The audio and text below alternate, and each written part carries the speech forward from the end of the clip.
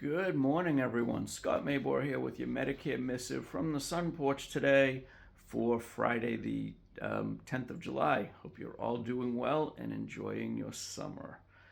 So I just got off the phone or a Zoom with a client, and this is her email. But basically, the concern is she's lost her Part D coverage, and this is very concerning. The reason, and I see that a lot for lapsed payments, um, people, with cognitive issues and whatnot. I always recommend that you put these on Social Security or guaranteed on a credit card or a guaranteed withdrawal from your bank account, just in case. Typically, if it's a couple situation and the spouse who handles the bills passes away, things get lost, things get misplaced.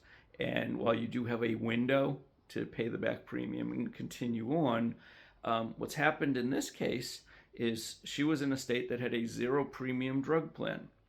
So a couple of years ago, not last year, not for 2026, but for 2025, the drug plan she was on had no premium. So the carrier has no banking information, no credit card on file because there was no need for it. In January, the plan became, I think it's $8 a month. Not a big payment and not an issue, except she and I never spoke. She just said, I don't really need it. I don't use it much, and I'm just going to let it roll over. She ignored the letters and whatnot from the carrier, and now her plan has a premium. She was not paying the premium. The coverage has now lapsed. So it lapsed. They sent her premium notices. She thought it was a mistake because she still thought the premium was zero. Now the situation is she has no drug coverage. All right, that could be very problematic for somebody on a lot of drugs. In her case, it's not terrible. She doesn't take many drugs. The problem is she is now going to be hit with a penalty. She cannot enroll in drug coverage until open enrollment in the fall, and that won't take place until January. So starting on day 63 that she lapsed her coverage, whatever day they officially lapsed it, she is going to start paying an annual a penalty that goes up by 1% every month of the national average cost of a drug plan, and that will be added to her premium for the rest of her life. So if it's $10 a month and she keeps this $8 a month drug plan next year, it's going to cost her $18 a month. She has two issues now. She can't sign up for a drug plan, and she's accruing a late penalty for every month she misses. Or she's also doesn't have drug coverage currently. So the reason she found this out is because she wanted to participate in the GLP-1 program, the Bridge Program. One of the stipulations of that program is you have an active drug plan. She does not. So she can't participate in the program. She can't she can't sign up for a drug plan at this point, and she can't do anything about the penalty. And the penalty's coming, and there's nothing she can do about it, other than applying for Medicaid if she would qualify, and I don't know that she does.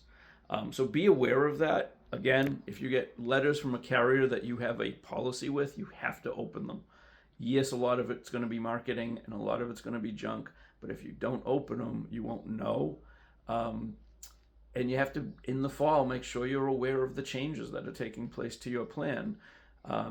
This all could have been avoided if we had had a conversation, and I would have said, just so you know, if we roll over the plan, it's $8 a month. That's all we needed to do. Then at least she would have known that when the bill comes, she should pay it. Unfortunately, she's kind of stuck now, and there's nothing you can do to help. However, if she does apply for Medicaid or LIS, or if the state she's in or you're in has a pharmaceutical assistance program, getting approved on that program, and that program has higher limits than the others, income limits. If you get approved on that program, you get an open enrollment period, one, to allow her to sign up for Medicare, Part D Medicare, and two, to waive any penalties. So I told her, I don't know what her income is, but there's no asset check. It's just an income check. So if your state has a pharmaceutical assistance program, I tell everybody apply for it. It's a one-page application. Most they can say is no. it puts a cap on drug costs, and it gives you an extra annual enrollment period. So why not have that in your back pocket if something comes up and you need to use it?